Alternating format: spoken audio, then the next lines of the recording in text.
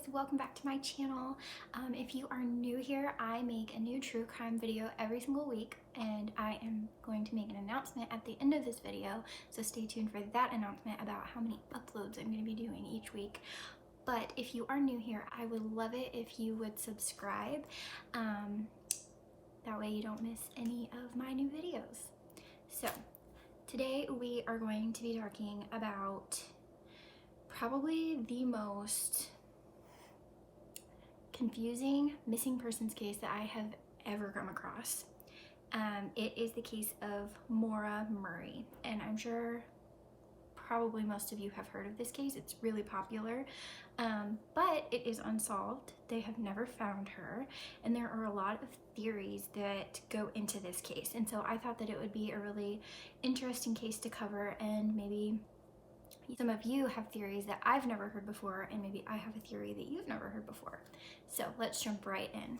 Maura Murray was born on May 4th, 1982, and she was 21 years old when she went missing. She was the fourth child of Fred and Lori Murray. So she had an older brother, two older sisters, then it was her, and then she had a younger brother. And I think she had a pretty good relationship with all of her siblings. I know that she was closest to her sisters, but she had a good relationship with all of her siblings. When Maura was 6, her parents did get a divorce, and after the divorce, she lived primarily with her mother. Maura graduated high school. When she was in high school, she was a star athlete. She was a track star, so she was really good at running. And after she graduated high school, she was accepted into the United States Military Academy in West Point, New York. And her sister also went to school here. I believe it was her sister Julie who went to school here. And while she was at West Point, Maura studied chemical engineering for 3 semesters. So she was really, really smart, and she enjoyed going to school from what I've read. So after 3 semesters at West Point, Maura transferred over to the University of Massachusetts Amherst, and there she studied nursing. So from what we know, she's kind of this all-American girl. She was really, really smart, and she enjoyed sports. She enjoyed running track, and she was really good at that too. So it seemed like everything that she did, she excelled in, and she was just great at everything. And from what I've seen, she had lots of friends. She enjoyed spending time with her family. She had a really great relationship with her dad from what I've seen. And so she was just kind of this all-American girl who was perfect. But Maura had kind of another side to her that some people didn't see or know, and it was, I don't want to say a darker side, but more of a mischievous side, and a side that kind of got her into a lot of trouble. So the reason that she transferred from West Point to UMass was because she was caught stealing from a commissary in Fort Knox. And the friend that kind of has spoken about this has said that she wasn't stealing anything that was important. She was caught stealing, I think, $5 worth of makeup. And so it just seems really strange that she would try to steal something from Fort Knox. You don't steal things from Fort Knox. And so I almost wonder if it was a dare or just her trying to prove that she could steal something from this place where you're not able to get anything out of. But it got her into a lot of trouble. And so instead of being suspended or expelled, she decided to transfer. So she transferred over to UMass, and she started studying nursing. Another instance of her kind of getting herself into trouble for no reason at all, it seems, is that in November 2003, about 3 months before she went missing, she was caught stealing credit cards, and she was using these stolen credit cards to buy food. It showed that she bought quite a few pizzas from Domino's. She would buy sandwiches, and it always looked like she was ordering a lot of food. And so some people think maybe she was ordering food for other people. I don't know, but she was stealing these credit cards just to order food. And she had money, and her dad had money, and he would send her money if she needed it. So there was no reason for her to be using stolen credit cards. She just did it because she could. And she did get caught for that. And she didn't get into a whole lot of trouble. She just got put on probation. And so they told her You know, you won't get into any more trouble. It won't go on your record if you can stay out of trouble for the next few months. And so she was trying very hard to stay out of trouble. So that's what we know about Maura. She seemed like the all-American girl. She had lots of friends. She enjoyed school. She was good at school. She was good at sports. But she also had a mischievous side where she was getting into trouble for no reason at all other than she could. And she was trying very hard at the time of her disappearance to keep her record clean and to stay out of trouble. So we'll go over kind of a timeline of the events that kind of led up to her disappearance. And we don't know a whole lot. There's not very much evidence or anything after she went missing, but we do know quite a bit from the day of she went missing. So we'll go over that timeline. So on Monday, February 9th, sometime after midnight, so in the wee hours of the morning, on her personal computer, she was searching MapQuest directions to the Berkshires and to Burlington, Vermont. And that was all that was done in the early morning hours. And then about 1 p.m., she emailed her boyfriend. And her boyfriend at the time, his name was Billy Roush. And she emailed him and she said, you know, I got your messages, I got your voicemails, I just didn't want to talk to anybody. So I'm sorry, but I'll call you later. And she hung up the phone. She left him a voicemail. After this, she called a condo place in Bartlett, New Hampshire, and she didn't get an answer. And so I think the call lasted about 3 minutes. And what people assume was happening was she was kind of listening to their automated message, maybe getting information about this condo place. After she made that phone call, she emailed her supervisor in the nursing program and said that she was going to be out for the next week or so because there was a death in the family. And so after she went missing and the police started looking into this, the family said that there was absolutely no death in the family.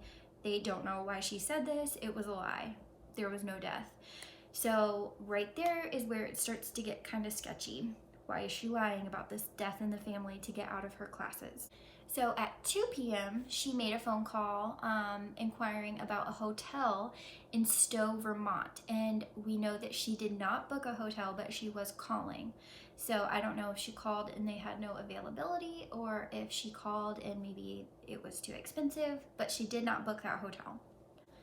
And right after that, she made a phone call to her boyfriend again, saying that she needed to speak with him immediately and that he should give her a call back. So at 3 p.m., this is when Maura leaves her dorm room and she heads over to the ATM and she withdraws all of her money, and it's about $280 worth, and she withdraws all that money and heads over to the liquor store. And she buys a lot of alcohol. I know she buys a box of wine, she buys some vodka, just lots of alcohol. And most people think that this is too much alcohol for one person to drink by themselves, even if she was going to be gone for a while. And so this leads a lot of people to think maybe she was going to be meeting up with somebody, or maybe somebody was going to be driving with her, but either way, it leads a lot of people to believe that she wasn't going to be alone during this time that she was going away. So at 4 p.m., this was the last recorded use of Maura's cell phone, and we know that she called her voicemail, and we don't know what she listened to, but that was the last time that her cell phone was ever used. At 7 p.m., a woman called 911 to report an accident that happened outside of her home.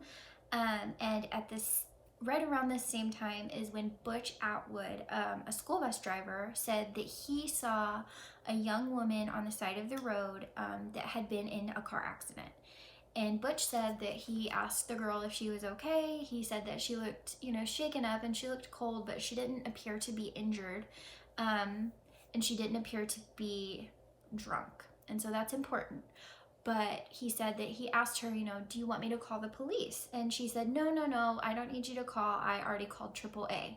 And so he said, okay, and he left. He started back home, and he knew, because he lived in the area, that there was no way that she would have been able to call AAA. He knew that there wasn't any cell phone service in the area. So when Butch got home, he went ahead and called 911 and reported the accident. So about 10 minutes later, I think between 7 and 10 minutes later, is when the police arrived, and Maura was gone. There was no sign of her anywhere.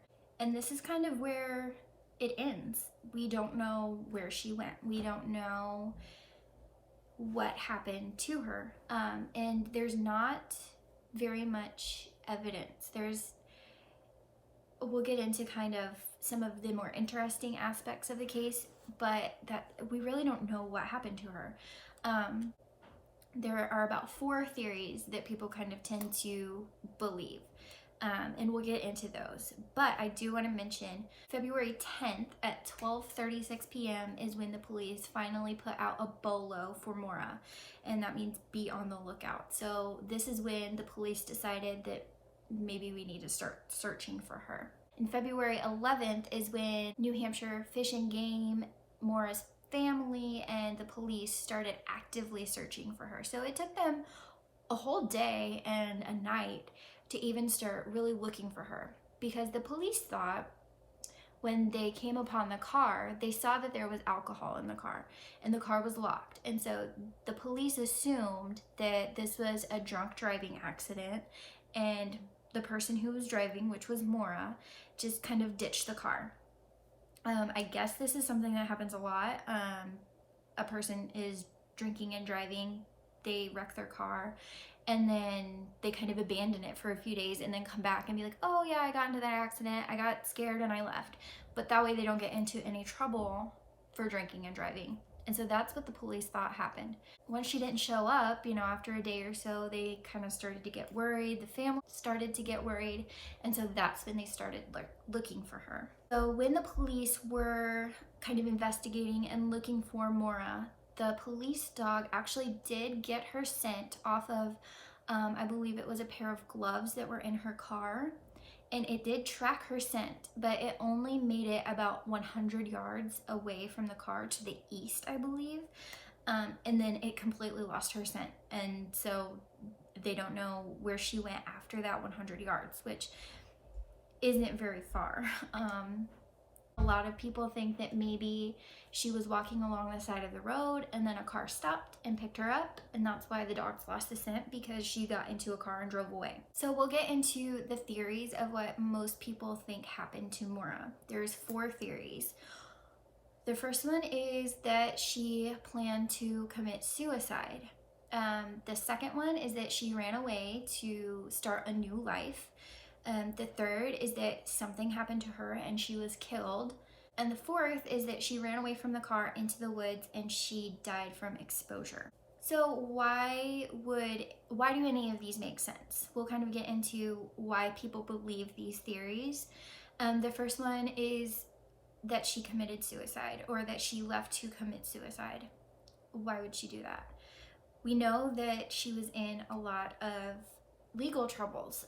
She had already been kicked out of one school. She was on probation for the credit card charges, and she had to keep her nose clean. She had to stay out of trouble. And so a lot of people think that maybe something happened, and we'll get into what in a minute, but a lot of people think that something happened and she panicked and she thought, I can't be here anymore. I can't be alive. It's too much. I'm gonna get into trouble. I don't want to let down my family. I don't want to let down my boyfriend. I just want to be gone. That is kind of the main reason why people think that she might have wanted to end her life. The thing that a lot of people think happened to kind of push this forward is that a couple days before Maura went missing, she was acting very, very strange at work. She worked the night shift at the front desk in her dorm room, and her supervisor said that when she came in to check on Maura that night, she was almost catatonic, just staring off into space, not saying anything when she walked up, just acting very, very weird. And when she kind of prompted her about it and asked her about it, all Maura would say is, my sister. And she kind of started crying and was very, very upset. And so the supervisor said, you don't need to be working. Go up to your room. Do you want me to come with you, or do you want me to call anybody? And Maura said, oh no, I have a roommate. And later on they found out that Maura had no roommate, so she lied about that. but she was acting very, very strange at work. That same night, there was a hit and run on campus. And so a lot of people wonder if maybe Maura got this phone call from her sister and was upset about it and decided to take a break from work. So maybe she took a little coffee break. Maybe she decided to go for a drive and she hit this person, panicked because she's already in trouble, and if she gets caught doing something else, everything's gonna go on her record. So she ran away panicking and went back to work, and that's why she was in the catatonic state. That's why she was so upset, and this led to a couple of days of planning and leaving. Another thing with this theory is that when it first happened and the police were talking to Fred, Maura's father, he kind of kept mentioning this. He kept saying that, maybe she came out to the woods to kill herself. Maybe she, maybe she wanted to die. And so this is kind of strange, what parent would just automatically kind of jump to that conclusion unless there was a reason to jump to that conclusion. Maybe he knew something, maybe she had said something, or, who knows. But that's another reason why people kind of believe this theory. The second theory is that Maura left to start a new life. And it's kind of for the same reasons as the first theory. She was in a lot of legal trouble. Maybe she had hit a person with her car and ran away. Some people wonder if maybe there was some kind of abuse going on in her relationship with Billy. It's been theorized that maybe she was pregnant. I believe that when the police searched her computers, she had been searching questions related to pregnancy. So some people wonder if maybe she was pregnant, but also she was in nursing school, so I don't know what she was learning that semester, but it could have been related to that. But so some people wonder maybe she was pregnant, having issues with Billy, decided to run. The third theory is that Maura crashed her car, was picked up by somebody, and was then murdered. I think this is one of the leading theories. So there was a house that was just down the road from where Maura crashed her car. And if you look online and you're kind of searching discussion boards and things like that, it's referred to as the A-frame house. And it was a party house. It was a house that kids went to have parties and drink. And a lot of people wonder if this is where Maura was killed. I started looking into this case, and kind of the more and more you research it, the more confused you get. But I think it was regarding this house, but I saw, I think in a Facebook group that I'm in, they talked about this house and how it was a party house, and from the living room there were windows into the bedrooms so that you could kind of see what was going on in the bedrooms. And so that's really strange to me. And if it was the A-frame house, which I really do think it was, that's really scary. I don't know any good reason why you would have windows looking into a bedroom in a house that's used for parties.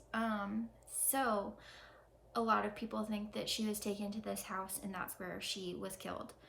So a lot of locals in Haverhill think that it might have been these three men, and they're referred to as Loon Mountain 3. They're three men who worked up on a ski resort, I believe, and they would have been driving home, I think, on that same road that Maura was on that she went missing. And so a lot of the locals think that maybe it was these three men who picked Maura up and did something bad to her. I know that the next day, none of them showed up to work. And so that's kind of strange that three people all called in sick at the same day. But nobody knows for sure. And I don't think that the police were ever even able to find who these three men were. So who knows, it could just be like locals talking. I know that a lot of times when things happen in a small town, you know, there's theories that float around. So I don't know, but that is a theory, and a lot of people do believe that these Loon Mountain 3 are the ones that picked up Maura, and I think they were right around her age too. So it makes more sense that she would get into a car with them than maybe Butch. So a lot of people think that maybe these 3 men were involved. And then the last theory is that Maura crashed her car, and when Butch said that he was going to call the police, she kind of panicked because she had been drinking and driving, and so she ran off into the woods to kind of hide. And while she was out there, she maybe fell asleep or just succumbed to a cold, and she died of exposure. This one almost makes the most sense to me, just because if she was drinking,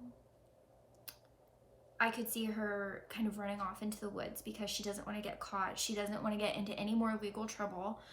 And so she thinks, you know, oh, I'll just go hide off in the woods for a little while, and then I'll come back when the police leave. That makes a lot of sense to me. However, we've never found any remains. And so you would think if she didn't run off that far, they would have been able to find her with the searches that they did. Unless she just went farther than most people think, or she maybe hid really well. I don't know. But all of these theories aside, Fred, who is Maura's father, believes, I think in 2019, this is what he still believes, is that Maura crashed her car. She went walking down the road and somebody pulled up and offered her a ride. She got in and they killed her. They took her and killed her. And he believes that she is actually buried in the basement of a house in Woodsville, New Hampshire. He got a tip from the neighbor, I believe, of this house, who said that they saw somebody taking a body into this house and burying it under a concrete slab. When he got this tip, he automatically, of course, contacted the police, contacted the person that owned this house, and the owner absolutely refused to let anybody investigate this house.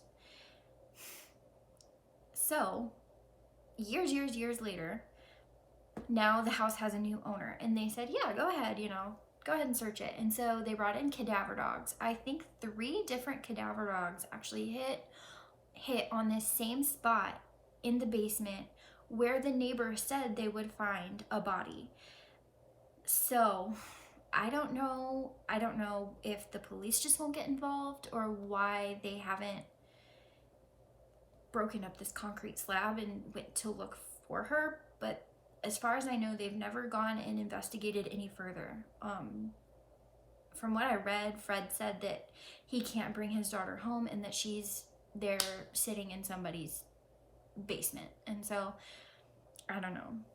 I think it's strange that these people gave him this tip years ago, and then now he finally gets access to it, and all 3 cadaver dogs are hitting on the same spot. That's very, very suspicious to me, and I hope that someday they can get in there and can search that area and see if she is there. But that's what Fred believes, and I mean, he's the dad, so. And I'm sure there are more theories out there. We're gonna get into some interesting facts that I found about the case that kind of delve even further into these theories and maybe add in new theories, but I'm sure there are more. I could not possibly put every piece of evidence and information about this case into this video. It's so much. I'll leave some links down below so that you can do your own research if you haven't already. But it just keeps coming. The more and more you look, the more you find, and the more confused you get, and it's just so much. This is just a brief outline of this case. But if you find it interesting, please go look. She is still missing. So some interesting facts about the case. A store worker on the route that Maura took told police that she saw a girl come into the store, and I think she was buying alcohol, which we know Maura was buying that day. So maybe she was buying some more, but a girl came into the store followed very closely by an older man, and she said that it looked like the two were together, and the girl looked very, very uncomfortable and scared. And she said that when the man wasn't looking, the girl would mouth, "Help me." And I don't know, I guess she didn't do anything about it, but they left, and it just stuck out to her. And she said that the girl did look like Maura. She had dark hair and she looked like her. So that's something interesting. A lot of people do wonder if there was another person in the car. Maura had bought a lot of alcohol, just different things. Her car was really, really unreliable, and so a lot of people wonder why she would have been driving that car. And so a lot of people, it's called the tandem driver theory, another theory, but that she was maybe following somebody or somebody else was following her.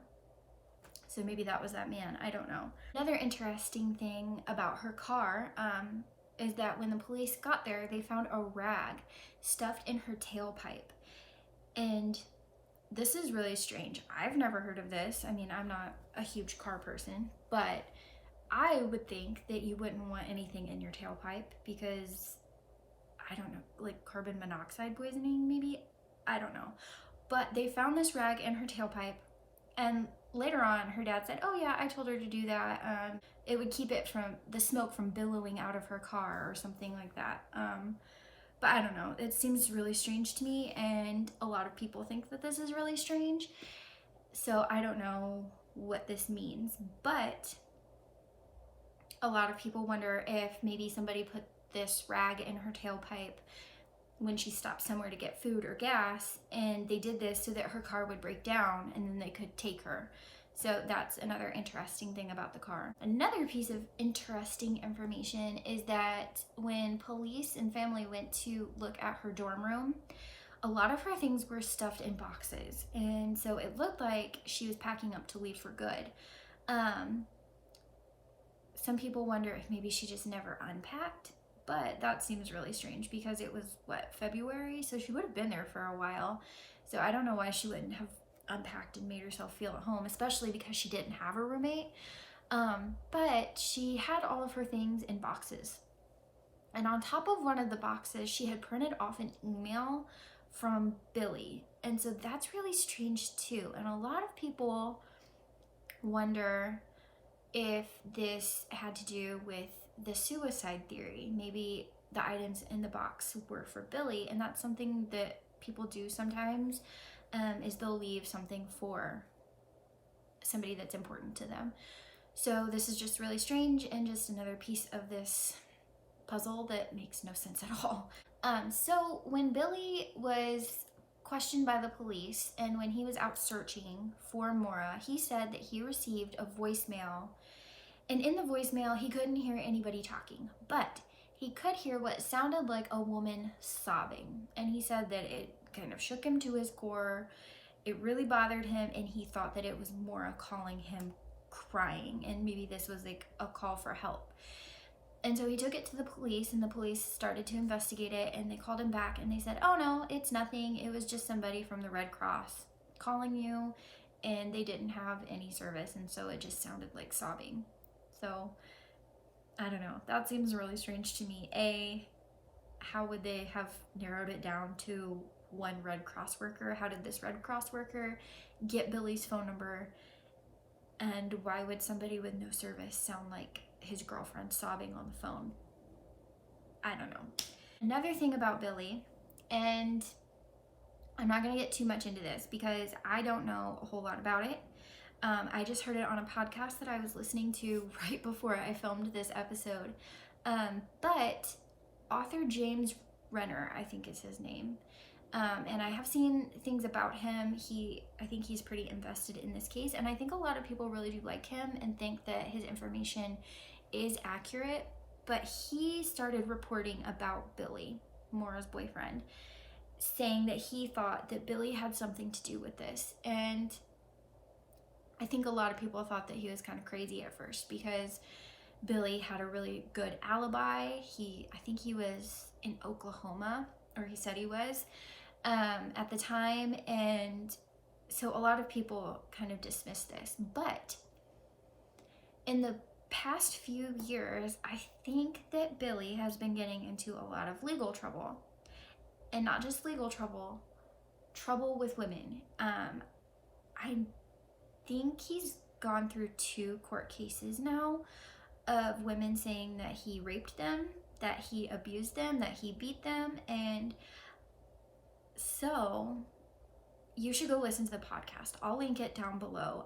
It's an hour long. This certain episode is an hour long. It's from the Missing Maura Murray podcast, and it was really interesting. But yeah, so Billy kind of did some really, really strange things, especially with one of his ex-girlfriends, and it related to Maura. I'm not going to get too into it because this video will be 3 hours long, but you should go listen to this podcast and let me know what you think. It is very, very, very suspicious. It does not look good for Billy. So let me know what you think about that. And then the last little bit of information that I'm going to put in here is that there have been a lot of sightings of Maura in Canada. I know I watched the Oxygen special about Maura, and they kind of followed up on one of these sightings, and it ended up not being her, I believe. But it makes me almost wonder if Maura did get away, because they're having all of these sightings in Canada of her, and I think a lot of them are right there on the border. So it makes sense that maybe she would run away to Canada. But I think if a person goes missing and the police find this person and they're of legal age and they say, I don't want to be found, I mean, I don't think the police can do anything about that. I think they have to just say, okay, and not give anybody information. So I almost wonder if maybe Maura made it to Canada and maybe she has been found. Maybe these sightings are valid, but she doesn't want to be found for whatever reason. Maybe that's the abuse that some people wonder. Maybe she was pregnant. Maybe it was a mixture of those 2 things. Maybe she was pregnant and she was being abused and she didn't want Billy to have anything to do with the child. I don't know. That makes a lot of sense to me though, especially with what has come out about Billy. These are just my theories. I don't know any of this for sure. But it is interesting, and it is something I think that could make a lot of sense. It is really sad. She might have felt like she had to run away to get away from somebody. And if she did, gosh, I would hate for people to keep looking for her and potentially keep finding her and her have to explain this maybe. And I hope she doesn't have to keep moving and feeling unsafe. So I don't know. Those are the theories about Maura Murray. Like I said, there's so much more information on this case. Gosh, you could just look at it for days and days and days and still not know everything. But let me know what you think. What do you think happened to Maura? Do you think she was killed? Do you think she just ran off? I don't know. I said my 2 top theories, I think. But let me know what you think. If you have any information about Maura, I will leave some links down below and some phone numbers that you can call to give that information. I know that the family is still looking for her, and if you have any information that could help, please give it, because it's been a long time since she's gone missing. So let's help the family out if we can. If you liked this video, please give it a thumbs up. I love making these videos for you, and I'm going to continue, which kind of leads me into my announcement. I am going to start making 2 videos a week. I'm really, really excited about it. I'm going to keep my Monday upload, and that's going to be a more well-known case. So Maura Murray, John Bonet, Chris Watts, videos that kind of everybody knows. My Thursday videos are going to be lesser known cases, probably be more unsolved and missing persons cases. but so that we can start getting awareness out there to these smaller cases. So keep an eye out on Thursday because I will have another video going up. And thank you so much for watching this one. It led me down the rabbit hole. I feel like I didn't even research enough, honestly. And I feel like I didn't put enough in this video, but I just can't, like, I can't put any more in here because there's so much. But thank you for watching. If you like these videos and you haven't already, make sure you subscribe. It is free, it doesn't cost you anything, and you will be notified every time I make a video, so you don't want to miss my new videos coming out. I will see you guys on Thursday. Bye.